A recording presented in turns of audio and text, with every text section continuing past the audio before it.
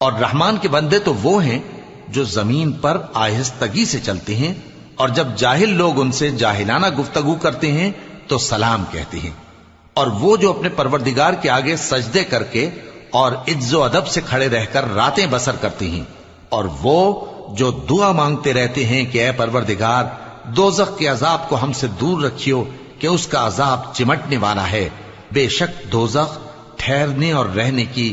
بہت بری جگہ ہے۔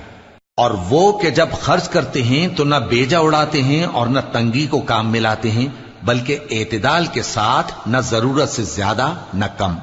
اور وہ جو اللہ کے ساتھ کسی اور معبود کو نہیں پکارتے، اور جس شخص کو مار ڈالنا اللہ نے حرام کیا ہے اس کو قتل نہیں کرتے مگر جائز طریق یعنی شریعت کے حکم سے، اور بدکاری نہیں کرتے، اور جو یہ کام کرے گا سخت گناہ میں مبتلا ہوگا۔ قیامت کے دن اس کو دونہ